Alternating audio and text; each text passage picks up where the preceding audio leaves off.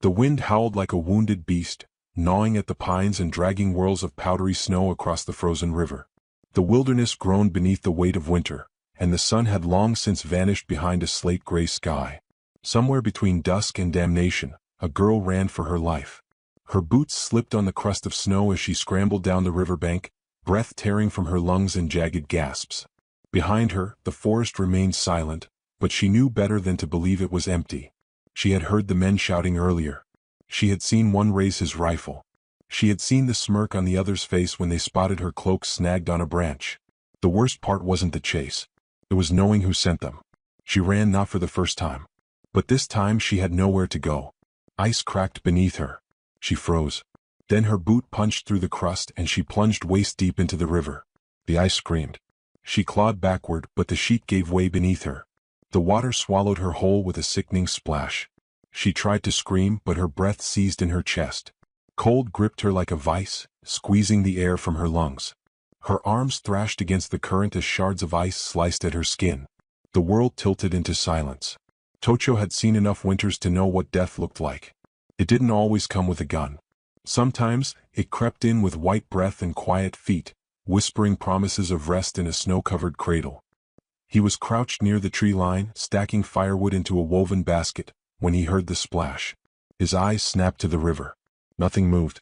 Then a hand broke the surface, flailing, vanishing. A splash. Then silence. He dropped the wood. In 2 strides he was at the riverbank, rope uncoiled and axe in hand. The ice crackled beneath him as he stepped onto it. He tested each footstep, moving with the calm certainty of a man who understood the rules of nature.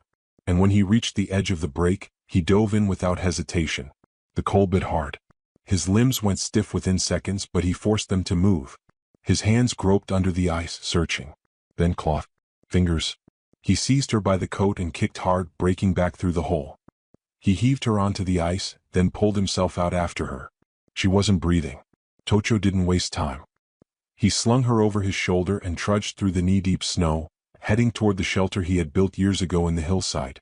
The storm gathered its strength behind them, chasing their footprints. The fire hissed when he threw pine needles into the pit. Sparks flew as he struck flint to steel. Smoke, warmth, breath. He laid her down on a bed of buffalo hide, stripped off her soaked coat, and wrapped her in every dry blanket he had. Her skin was pale as birch bark. Lips blue. Hands curled into fists. She was young, no more than 18, maybe 19. Rich girl by the looks of her boots. City clothes not made for this land.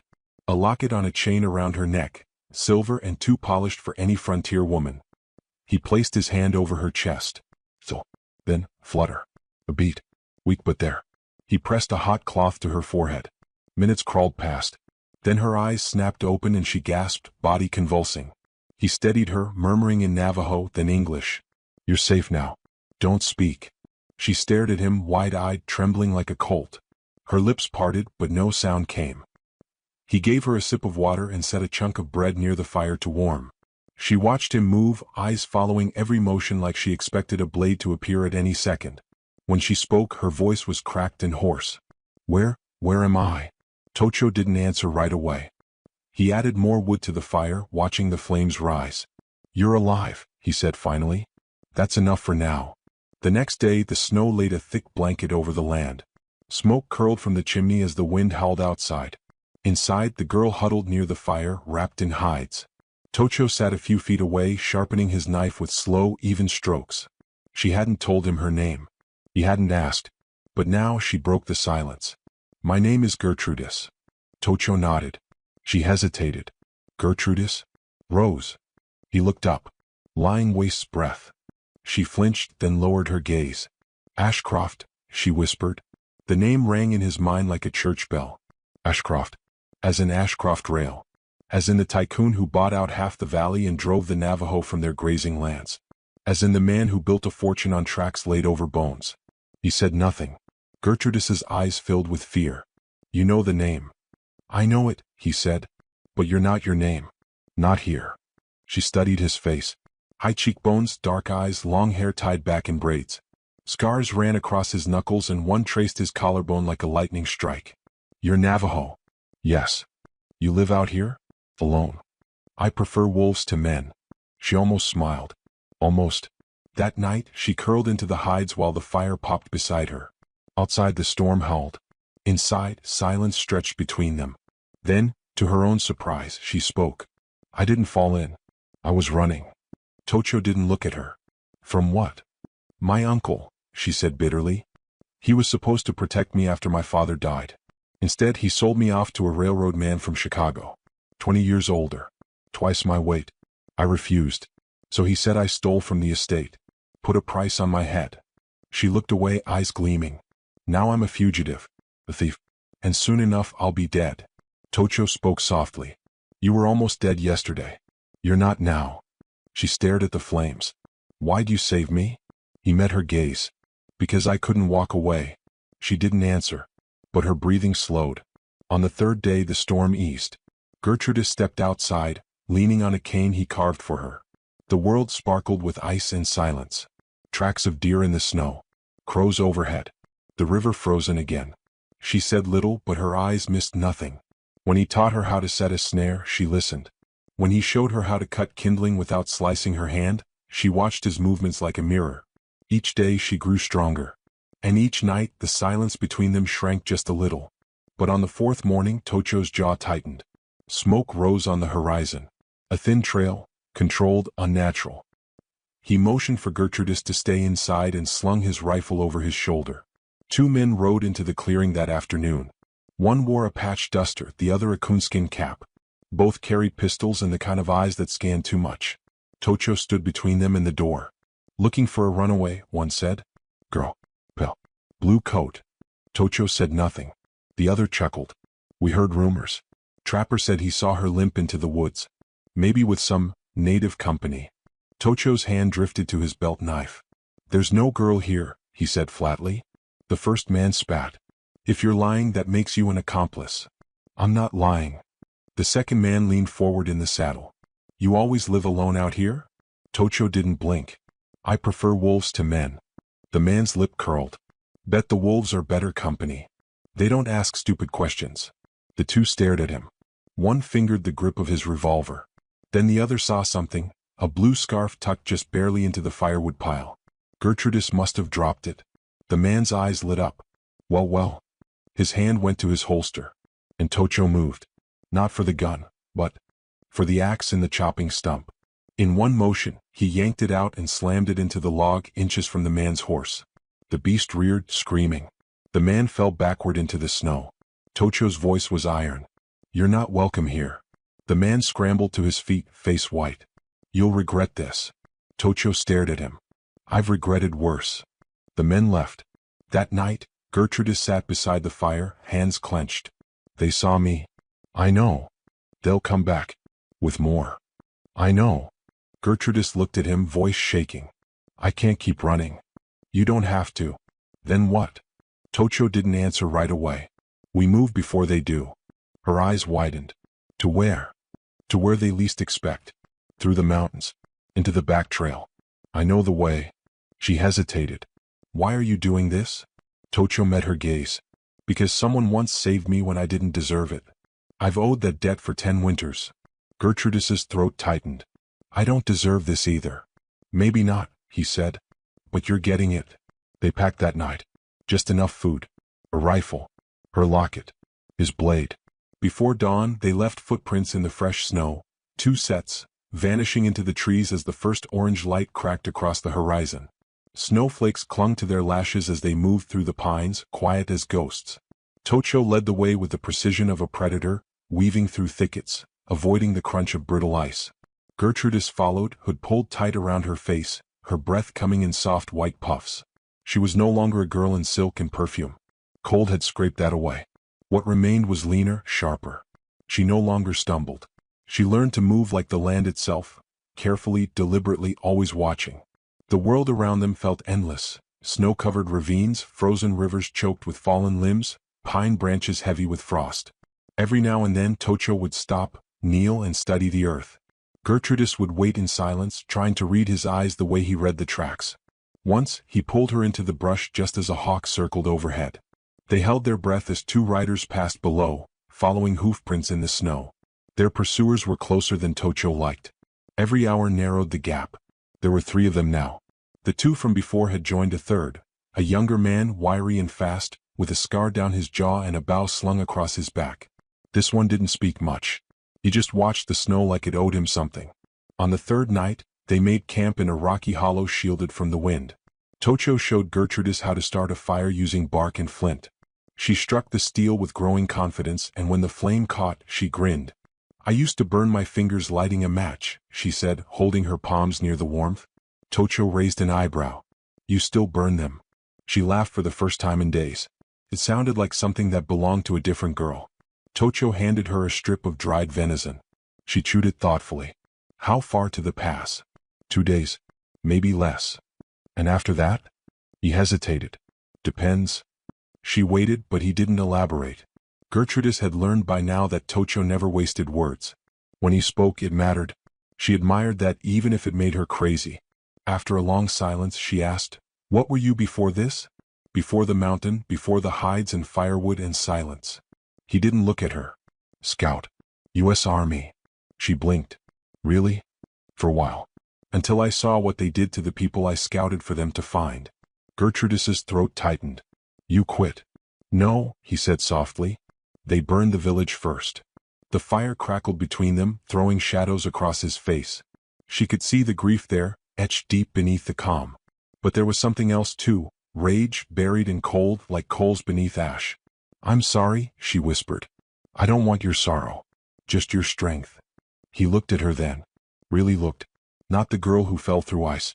Not the heiress. Not the runaway. The fighter. Gertrudis sat straighter. "Then you'll have it." The next morning they woke to fox tracks near their camp. Tocho crouched, frowning. "No fox leaves prints this clean." Gertrudis felt her stomach twist. "They're close. To the west. We head north." They moved faster that day, deeper into the hills. The trees grew thinner. The air sharper. At midday they crossed an old logging road. Tocho paused, listening. Then he shoved Gertrudis into the brush just as a rifle cracked. The shot missed by inches, tearing bark from a pine. Another blast rang out. Snow exploded beside them. They ran. Gertrudis clutched her rifle close, ducking behind Tocho. He moved like water, fluid, relentless. They slid down an embankment and wove through boulders slick with ice. A voice shouted behind them. "Stop. We just want the girl." Tocho didn't slow. At the river's edge, he grabbed Gertrudis's arm. "In what?" "River hides scent. Tracks. They won't find us." She stared at the freezing water, heart pounding. "Do it." She stepped in. The cold ripped the breath from her lungs. They waded thigh-deep, boots slipping on slick stones. Downstream they found a fallen log bridging the current. Tocho helped her across, then broke off a pine branch and swept away their footprints. When they finally emerged into the woods, miles from the gunfire, Gertrudis collapsed against a tree, shaking. "I can't keep this up," she gasped. "Yes you can," he said. "You already are." They camped in a cave that night, tucked beneath a rock overhang. Gertrudis stripped off her wet clothes, teeth chattering, and wrapped herself in a hide. Tocho built the fire larger than usual, eyes on the entrance. Gertrudis stared into the flames. "Do you think they'll kill me?" "Yes." She flinched. "But not if we kill the lie first." She looked up. "What do you mean?" "You're not a fugitive. You're the rightful heir. Your uncle's lie only works if you stay quiet. Stay gone." "I can't go back to that world. I'm not that girl anymore." "Then go back as the woman you are now." She met his gaze, firelight dancing between them. The next day they crossed into higher ground. The air burned cold in their lungs. Gertrudis wrapped her scarf tighter. Her feet ached, but she didn't complain. "Not anymore." Tocho noticed. "You walk different," he said. "I feel different." They reached a ridge by sunset. Below them stretched the valley, flat, dotted with smoke from distant chimneys. A town nestled at its heart, surrounded by low hills and rail lines. Gertrudis's breath caught. "Silvervale." He nodded. "That's where the papers are. My father's last will. My mother's birth records. My claim." "And your uncle?" "There." "Then that's where we go." She swallowed. "There'll be guards." "I know." "He'll have bought half the town. Then we take the other half." Gertrudis almost laughed. "You make it sound so easy." "It's not. But you're not alone." They made camp near the ridge, hidden beneath a thick stand of spruce. Tocho sharpened his blade while Gertrudis cleaned her rifle. She moved with calm precision now. No fear in her hands. You watched her. You remind me of someone. She looked up. Who? My daughter. Gertrudis froze. He rarely mentioned her. She was 10 when the fever came. Said she wanted to be a horse wrangler.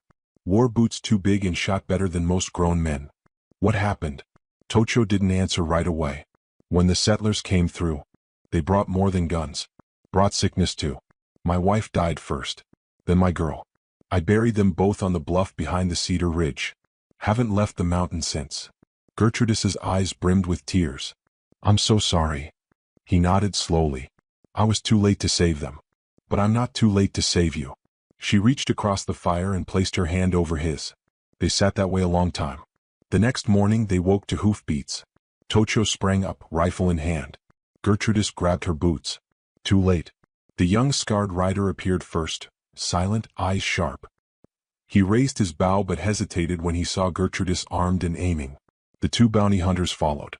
Guns drawn. Well, said the first, tipping his hat. This is a long way from nowhere. Tocho stepped between them and Gertrudis. She's under my protection.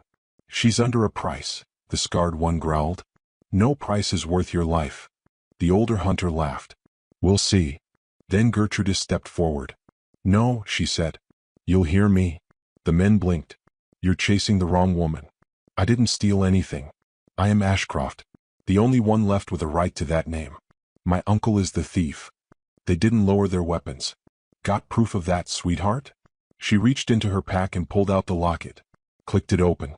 Inside, a folded piece of parchment, yellowed with age. Her father's last letter. Sealed in his hand. To Gertrudis Ashcroft, sole heir. The men shifted uneasily. Gertrudis stepped closer. You want justice? Help me deliver it.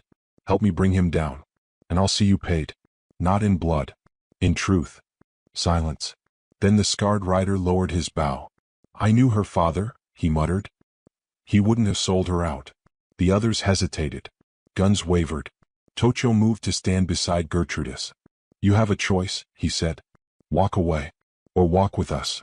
The leader cursed, then spat into the snow. Hell with it. I hate that bastard anyway. They rode together at dawn, 5 riders this time. Into Silvervale. Into fire. The town of Silvervale rose from the frost like a wolf's den, stoic, bristling with suspicion. Wooden buildings lined the muddy main street, their windows half fogged from stove heat inside. Smoke coiled from crooked chimneys. A rusted sign creaked over the saloon door, Ashcroft Spirits, the name mocking Gertrudis with every gust of wind. Tocho's horse trotted beside hers, both riders cloaked in dust and silence. Behind them came the bounty hunters, reluctant allies now, their eyes darting to every rooftop, every alley shadow. Gertrudis's heart thundered in her ribs. It wasn't fear, not exactly. It was fury held too long, grief left unspoken. This town had been hers once, if only on paper.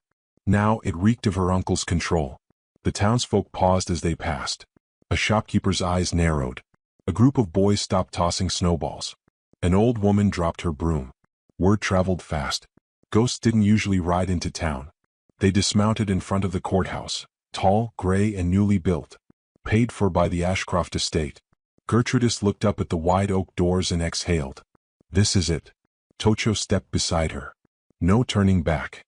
She nodded once. Inside, the judge, a man with slicked hair and a tie too clean for frontier justice, glanced up as the doors opened. Then his expression twisted. Well, the missing Ashcroft girl. I'd say I'm surprised, but that'd be a lie. I'm here to contest the claim, Gertrudis said. Her voice didn't shake. Miss Ashcroft, you're wanted for. She pulled the letter from her coat pocket and unfolded it with shaking hands. Her father's seal. The ink faded, but readable. To Gertrudis Ashcroft, sole heir to the Ashcroft holdings. She set it on the judge's desk like it was a revolver. The man blinked, then frowned. This doesn't prove. It does, said a voice from the back of the chamber. The room turned. Sheriff Emmett stood in the doorway.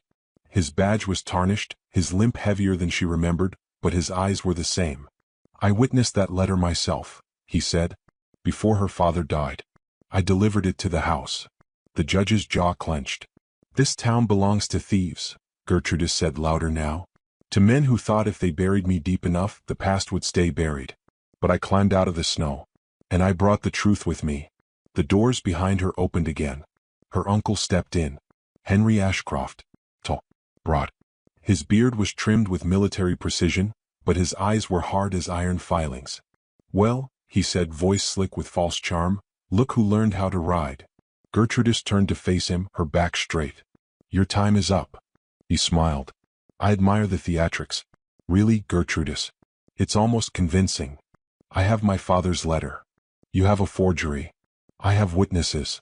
You have mercenaries." Tocho stepped forward. "She has enough to bury you." The room went silent. Henry's gaze shifted. "And who are you?" "Another lowlife she dragged in from the woods. I'm the man who pulled her from a frozen grave. The one your men sent her into." That cracked Henry's mask. His lip curled. The sheriff stepped forward. "Henry Ashcroft, you're under investigation for fraud, obstruction of inheritance law, and conspiracy to commit murder. You can't be serious." "I've been serious a long time.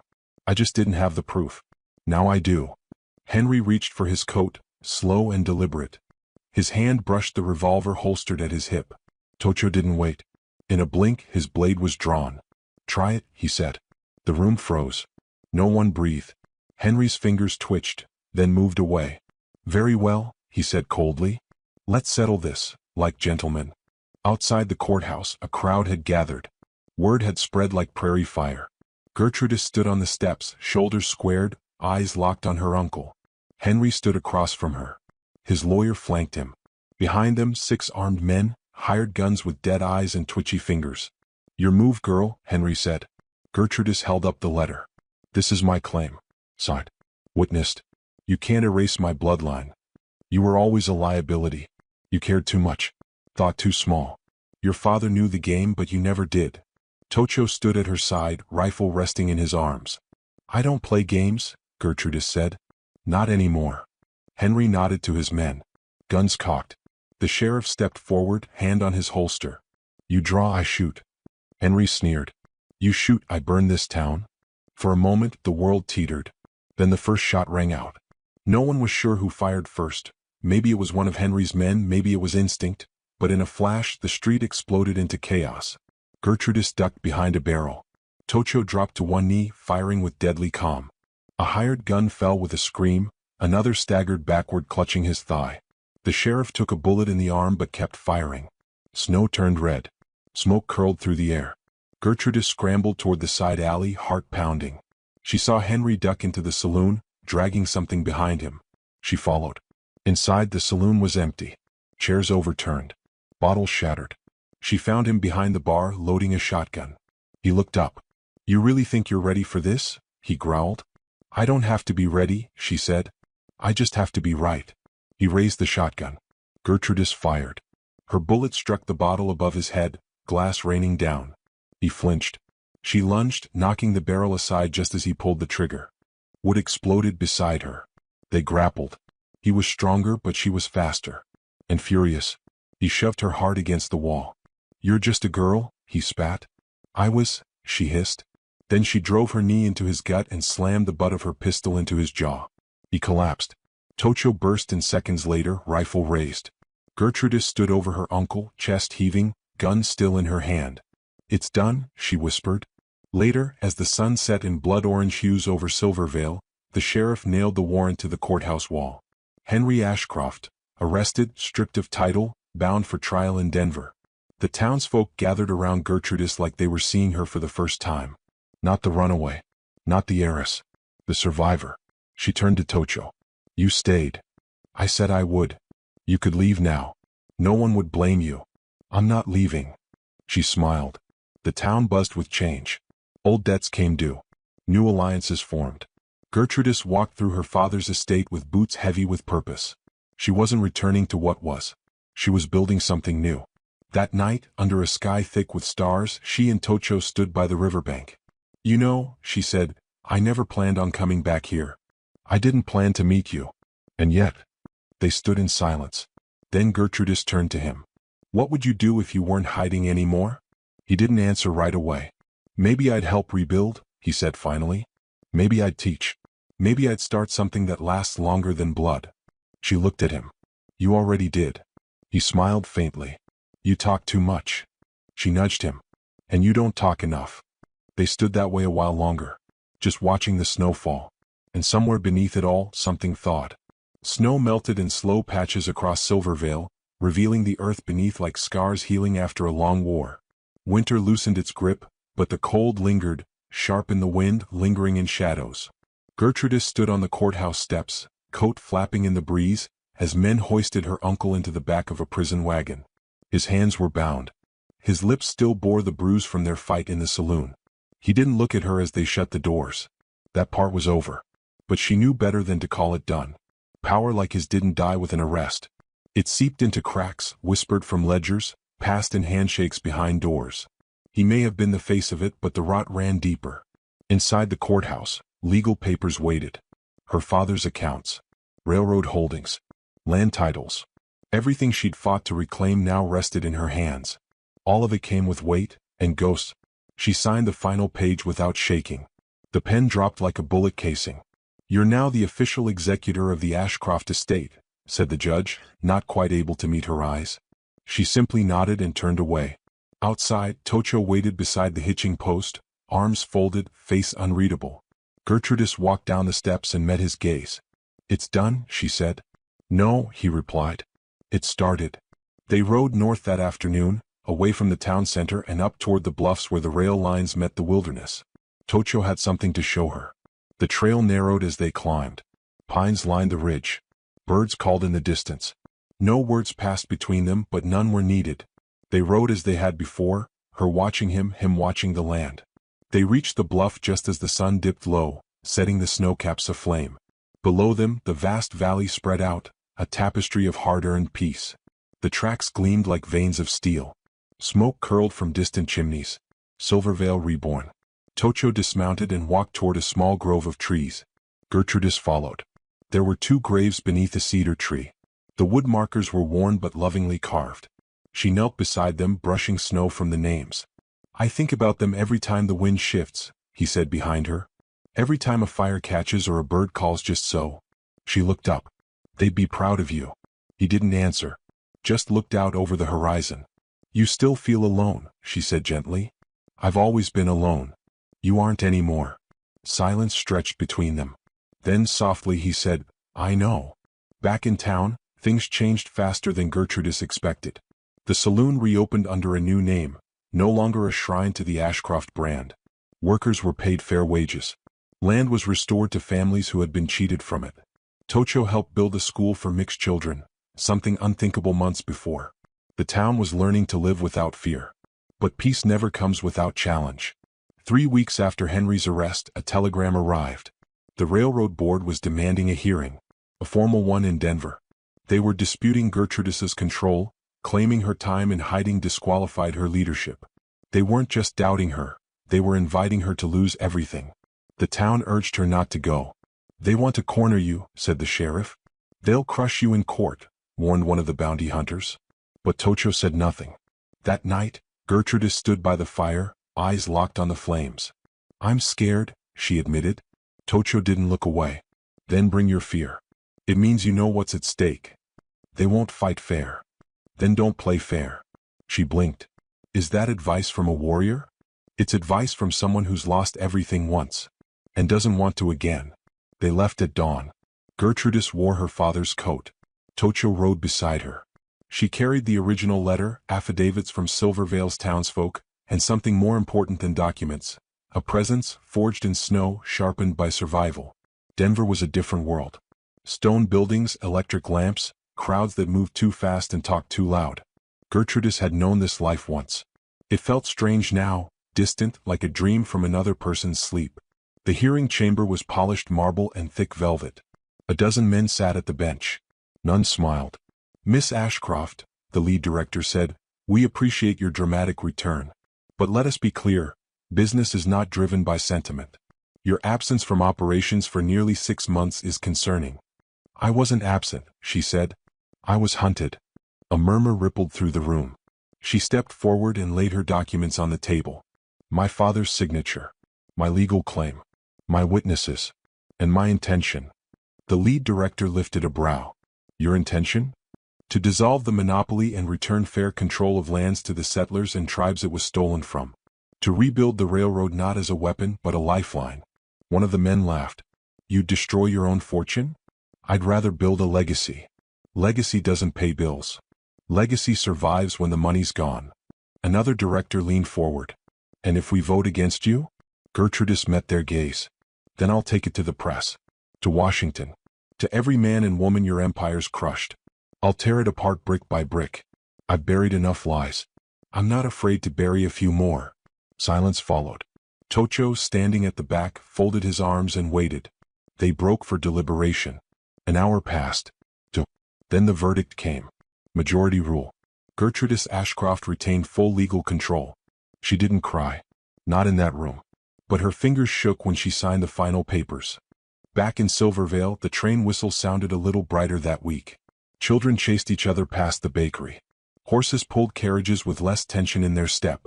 A new sign was painted above the station. Ashcroft Line, open to all.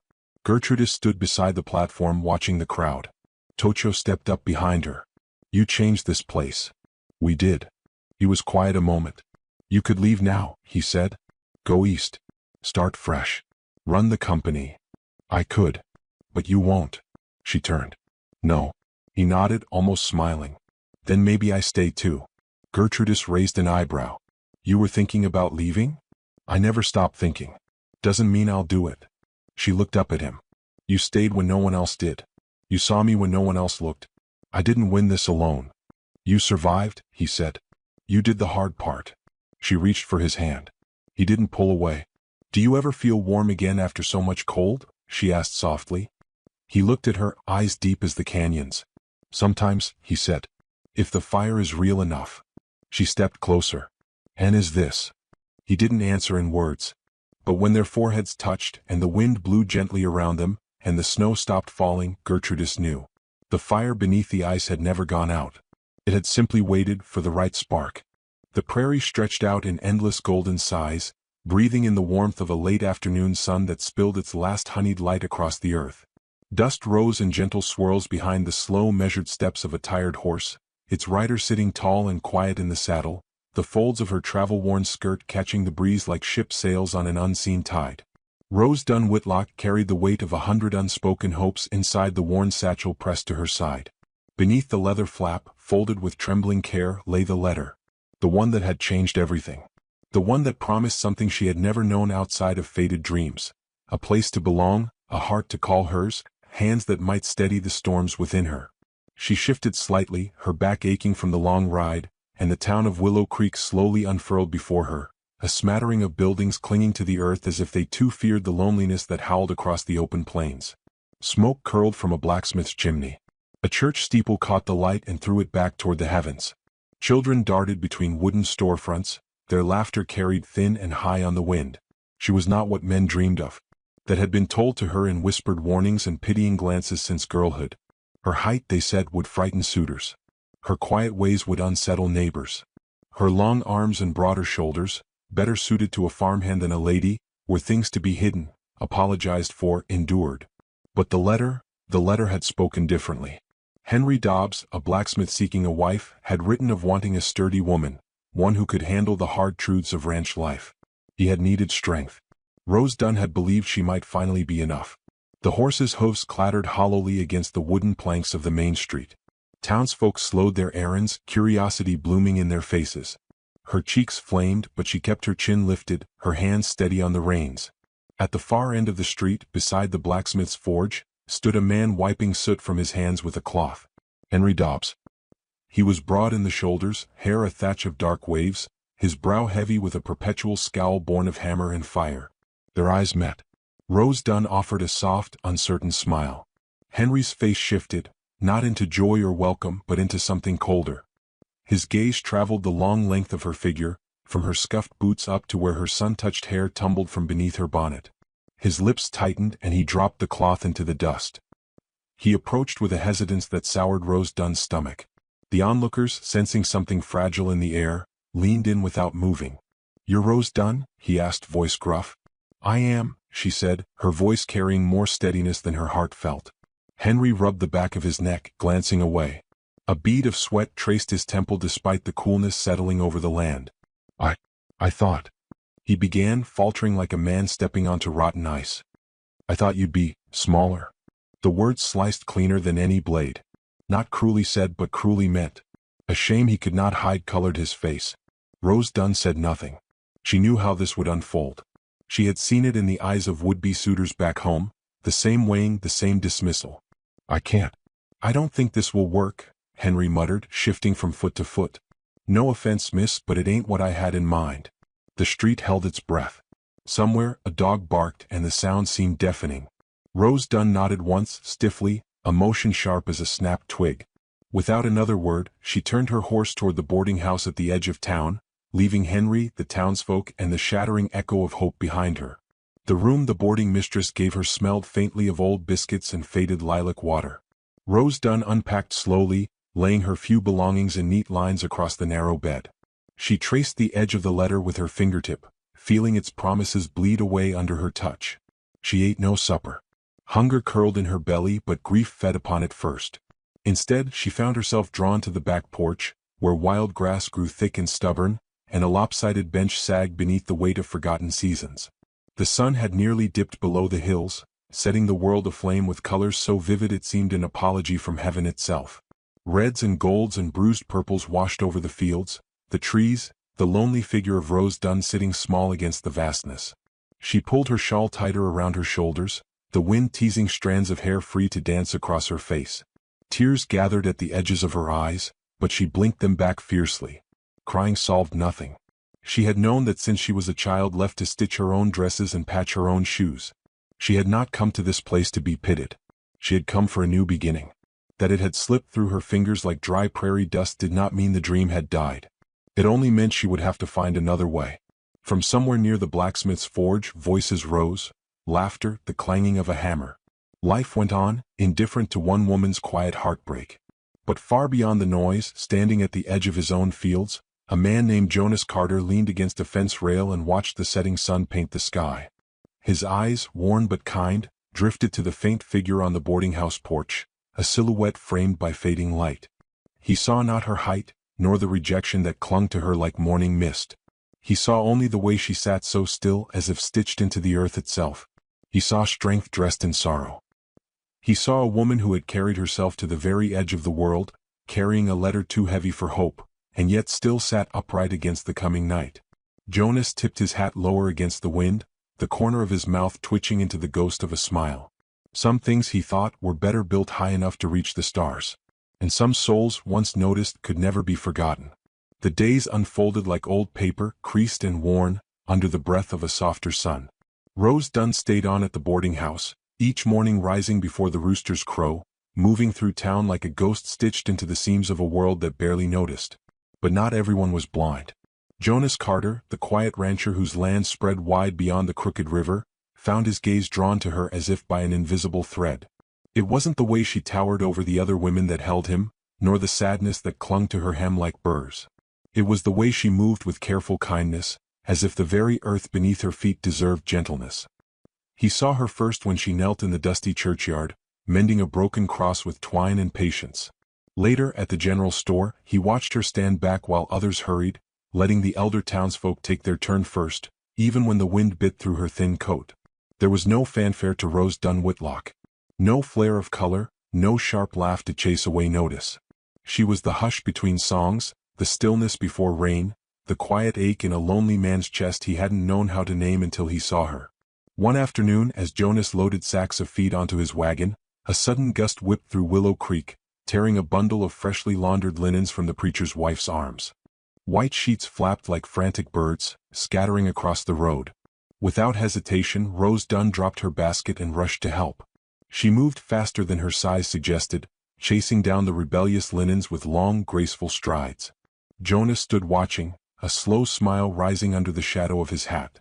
When Rose Dunn handed the rescued linens back, the preacher's wife squeezed her hand in gratitude.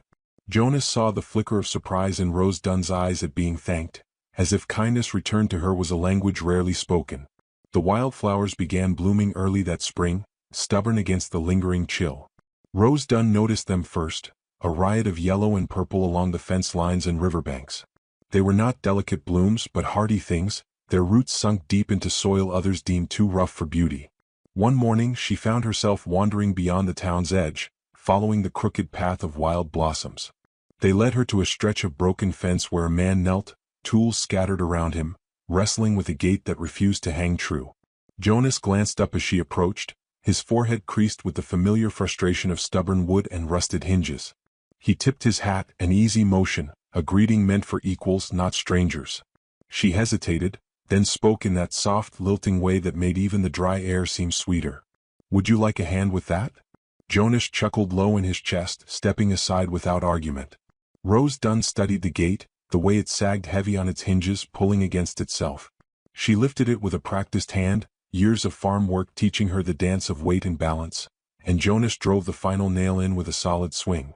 When they tested it, the gate swung smooth and true, creaking like an old fiddle finding its voice. "Well," Jonas said, straightening, "looks like it just needed someone stubborn enough to see it through." Their eyes met, and for the first time Rose Dunn saw no judgment flicker there. Only a quiet gladness, like warm coals banked against the cold. They parted without ceremony, but something invisible tethered them across the fields, a pull neither fully understood yet could not deny. In the days that followed, small encounters stitched their lives closer. A nod at the store. A shared glance at Sunday service. A moment where Jonas paused his work just to watch her walk by, her skirts brushing the tops of wildflowers like a blessing. Rose Dunn found herself lingering near the window of the boarding house at dusk, her eyes tracing the distant line of his ranch where smoke curled lazily into the sky.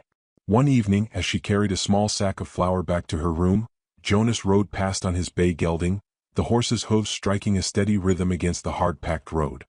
He slowed, tipping his hat again, the brim catching the molten hues of the setting sun. "You favor wildflowers, Miss Whitlock?" he asked, voice like low thunder on a summer night.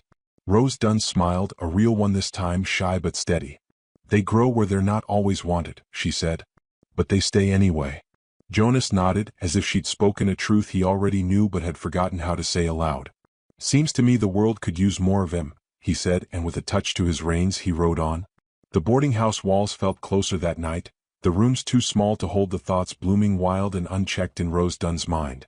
She pressed her hand to the glass, feeling the last warmth of the day fading under her fingertips, and let herself wonder, not in desperate hope as before but in quiet curiosity, if perhaps some roots were meant to find new soil. The next morning brought another soft miracle. The preacher's wife, grateful beyond measure, invited Rose Dunn to a picnic planned at the Carter Ranch, a modest gathering of neighbors before the first planting of the season. Rose Dunn hesitated, fear snagging against the fragile thread of hope she was learning to weave again. But when she glimpsed Jonas Carter beyond the fence, mending a wagon wheel with sure, patient hands, she knew she would go. Not for promises, not for dreams stitched too tightly, but for the chance to stand beneath an open sky and let herself be seen. The day of the picnic, the air carried the scent of turned earth and wild onion. Children shrieked in delight as they raced through the tall grasses, their laughter blending with the buzz of bees and the low murmur of adult conversation. Rose Dunn stood at the edge for a long time watching. Jonas spotted her almost at once. He didn't wave or shout across the fields. He simply made his way to her, slow and deliberate, like a man walking towards something he already belonged to. "You came," he said, a simple truth rather than a question. Rose Dunn nodded, her hands twisting nervously in her skirts. Jonas offered his arm, a gesture as natural as breathing. After a heartbeat's hesitation, Rose Dunn placed her hand there, feeling the solid strength beneath the homespun shirt.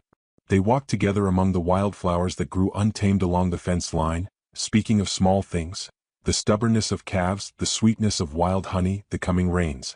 Nothing grand, nothing heavy, just the slow stitching of two lives side by side. As the sun dipped low, casting long shadows across the fields, Jonas led her to a small rise overlooking the pasture. The sky blazed with the same fierce beauty Rose Dunn had seen on the day of her arrival, but tonight it did not seem to burn alone. It wrapped around her like a blessing.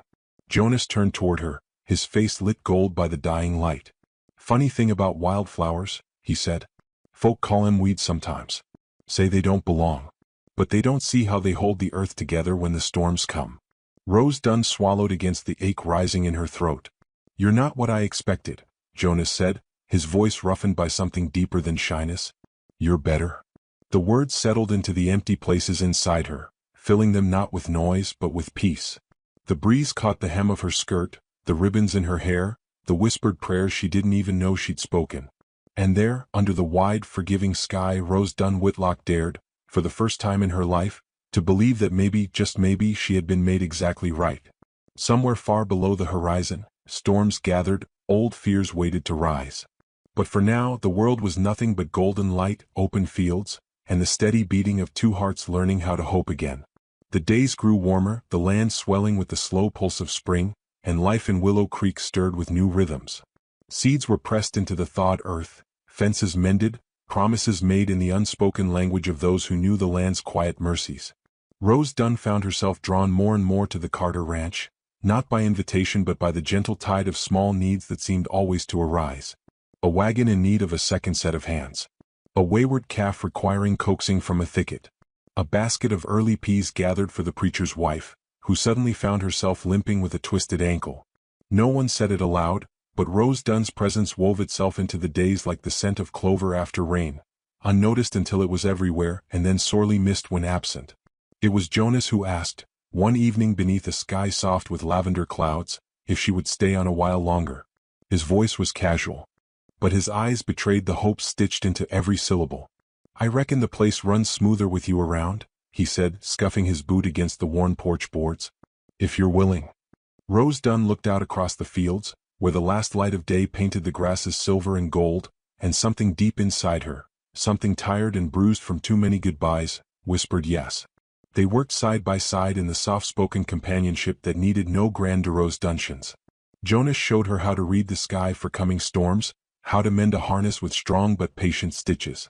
Rose Dunn, in turn, taught him how to coax stubborn hens to lay in new coops, how to build a better fence that would bend but not break under the weight of the world. Somewhere along the way, without either of them daring to name it, trust bloomed between them. Trust, and something deeper still, something that tasted like the first bite of an apple ripened under the full mercy of the sun. It was during one of these days, a day fat with the smell of wet earth and honeysuckle, that the past came riding back into town on tired horses. Henry Dobbs, the blacksmith, had grown bitter with the passing weeks. Word of Rose Dunn's quiet resilience and growing place at Jonas Carter's side had reached his ears, twisting his pride into something sharp and cruel. He began to talk when he drank, and drink he did often. Rose Dunn heard it first from Mrs. Jensen at the general store, the way rumors slip into the ears of the undeserving. "Shame really," Mrs. Jensen said, weighing flour in her scales. "A girl like that, latching on where she ain't wanted." Rose Dunn pretended not to hear, her hands steady even as her heart faltered. She said nothing of it to Jonas. Some wounds were too fresh to lay bare. But the words clung to her, invisible burrs catching on the fabric of her spirit, making her doubt the strength of the roots she had so carefully begun to grow. It was Jonas who noticed the change first, the way her laughter caught a little too soon in her throat, the way her shoulders bowed under an invisible weight. He found her by the paddock at twilight, leaning against the fence, her gaze lost somewhere beyond the gathering stars. "You hearin' the same fool talk I have?" he asked quietly, keeping his distance like a man approaching a wounded animal. Rose Dunn didn't answer, but the tilt of her chin, the tightness of her mouth, spoke well enough. Jonas drew a slow breath, setting his hat on the fence post beside him. "Folks'll talk," he said. "Ain't nothin' we can do to stop their tongues waggin'. But you ought to know, there ain't a soul's opinion in this town I hold higher than yours." Rose Dunn turned to him then, her eyes shimmering not with tears but with something fiercer, the ache of being truly seen and found worthy. "You don't have to fight my battles, Mr. Carter," she said softly. Jonas smiled, a crooked, beautiful thing. "Maybe not," he said. "But I reckon two folks walkin' side by side in this life ought to take turns carryin' the heavy end of the load." The words found their mark. Like seeds scattered on fertile ground, they sank deep and quietly began to bloom. That night, under the wild curve of the Milky Way, Rose Dunn found herself standing by the old oak tree behind the ranch house, the one Jonas had planted as a boy. Its branches stretched wide and stubborn against the sky, bearing witness to seasons of drought and flood and fire, and still it stood. Jonas came to her without a sound, carrying a small bundle wrapped in rough cloth. "I reckon you might need this," he said, offering it with the same easy grace he gave everything. Rose Dunn unfolded the bundle to find a book, well-worn, leather-soft with age. A collection of poetry, the words faded and loved into the very grain of the paper. "I know you favor the wildflowers," Jonas said, almost shy. Figured you might like the words that bloomed too. She opened it carefully, running her fingers over the pages as if touching something sacred. The world tilted then, not in a dizzying rush, but in a slow, deliberate pivot, two roads crossing in a place no map could chart.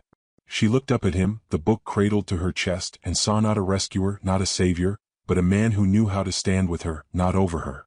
Their hands brushed once, twice, before settling together, fingers weaving into a promise neither of them dared to speak aloud yet. Above them, the stars burned ancient and bright, and the earth turned unseen beneath their feet, carrying them forward into a future still unwritten but no longer feared. Somewhere, far beyond the hills, storms rumbled, old hurts and bitter tongues gathering strength. But here, under the vast and forgiving sky, two souls had found each other, not in grand gestures or fiery DeRose dungeons, but in the quiet, steady choosing of one another, again and again. And as Rose Dunn Whitlock leaned her head against Jonas Carter's shoulder, feeling the steady thrum of life beneath his worn shirt, she knew with a certainty that could not be shaken. When two roads crossed, it wasn't always collision and ruin. Sometimes it was the beginning of home. The days quickened as planting season approached, each sunrise a soft summons to the earth and each sunset a lullaby sung in gold. Willow Creek, for all its sharp tongues and narrow ways, began to accept the slow truth that Rose Dunn Whitlock was no passing stranger, no half-healed drifter to pity. She was becoming something more enduring, the way wild roots became part of the land they dared to claim. But even in the warmth of new beginnings, the old cold bitterness found ways to creep in. It was Henry Dobbs who brought the storm. One evening, as the sky bruised purple with the coming night, Henry stood outside the town saloon, whiskey-fueled and ugly with resentment. Word had reached him of Jonas Carter's quiet courtship, of the way Rose Dunn's hand now rested easily against Jonas' arm, of the soft looks exchanged under wide prairie skies. Jealousy, pride, and the cowardice born of small souls twisted inside Henry until he could bear it no longer. The next day, when Rose Dunn rode into town for supplies, Henry stepped out into the road, blocking her path with a swaggering arrogance that drew immediate attention. Townsfolk peered from shop windows and doorways, the spring air heavy with anticipation. "Thought you'd be smart enough to move along after I sent you packin'," Henry said, his voice sharp and brittle. "But I see you found yourself a bigger fool to take you in." Rose Dunn sat straight in the saddle, her hands steady on the reins, her face calm as the high blue sky. "I found kindness," she said simply, her voice carrying clear across the gathering crowd. "Something you wouldn't recognize if it was handed to you on a silver plate." Murmurs rippled through the street. Jonas, hearing the commotion from the blacksmith's yard, was there in a heartbeat, his long strides cutting through the gathering ring of spectators. He said nothing at first, simply stepping between Rose Dunn and Henry, the quiet wall of his presence a far greater warning than any raised voice. "You've had your say," Jonas said at last, voice low enough to make Henry take an involuntary step back. "Now you'll get out of her way." Henry sneered, muttered something about fools and charity cases, but under Jonas' unwavering gaze, he found his courage crumbling like dry clay. With a final curse spat at the dust, he turned and shouldered his way through the crowd, vanishing into the folds of the town he had stained with his bitterness. Jonas turned then not to the crowd but to Rose Dunn, his hand rising to her boot stirrup, steady and sure. "You don't ever have to stand alone, Rose Dunn," he said, quiet enough that only she could hear. And Rose Dunn, blinking against the sting of unshed tears, realized that this, not grandiose dungeons or desperate dreams, was the kind of strength she had spent a lifetime longing for.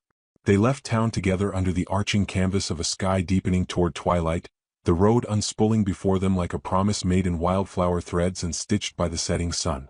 That evening, back at the Carter Ranch, Jonas brought Rose Dunn to the high hill overlooking the fields.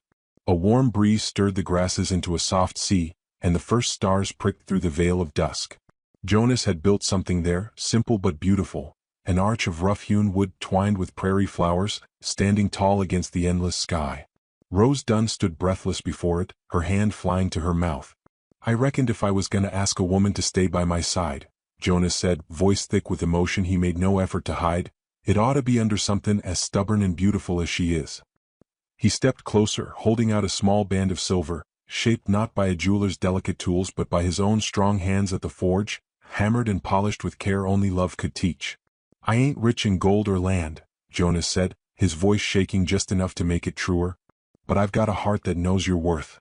And a life that'll be better spent beside you than any place you could ride to alone." Rose Dunn's vision blurred with the rush of feeling, the flood of all the lonely years crashing against the sudden, unmovable wall of being truly seen, truly wanted. She placed her hand in his, not needing the words she could never shape big enough to hold what she felt. Their vows were simple, spoken not in grand halls but under a heaven crowded with stars, witnessed only by the earth they had both tilled and the sky that had watched over all their heartbreak and hope.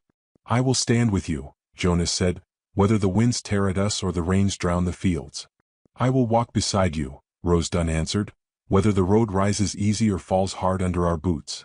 And when they sealed their promises, it was not with fireworks or applause, but with a kiss that tasted of wild honey and fresh rain, of hard-fought dreams blooming at last. The town, too, could not help but bow to the undeniable rightness of it. The preacher's wife brought pies and the sheriff tipped his hat, and even old Mrs. Jensen sniffled discreetly into her handkerchief as she laid a quilt over their marriage bed. The rumors dried up like shallow creeks in summer. Respect, like wildflowers once ignored, now bloomed in unexpected corners. Rose Dunn Whitlock Carter walked taller than ever through Willow Creek, not because she needed the world's approval, but because she had learned, with every blistered mile, with every lonely night survived, that she was never built wrong. She had simply been built to reach places few dared. One evening, not long after, Rose Dunn stood once more atop the hill, the same one where she'd spoken her vows, the arch still standing against the sky, weathered but unbroken. The sun spilled gold across the fields, and Jonas came up behind her, slipping his arms around her waist with the ease of long habit. "Still favor the wildflowers?" he murmured against her ear. "Always," she whispered, smiling as she leaned back into him. Below them, the world spun its slow, stubborn dance. Crops growing, babies born, storms weathered, grief and joy mingling like rivers feeding the same endless sea. And overhead, the sky stretched vast and wild, the place where their love had been promised and planted, growing ever upward, reaching in ways neither of them would have dared alone. Jonas kissed the crown of her head, murmuring a prayer older than words. The prairie wind answered, and somewhere, far beyond the curve of the earth, another wildflower took root. Because some loves are not measured by what they can fit into a small town's expectations. Some loves, like some souls, are built to reach the sky. And if ever you find yourself doubting, dear listener, remember this. There's a place for you too. Exactly as you are. Built high enough, strong enough, stubborn enough to touch the stars.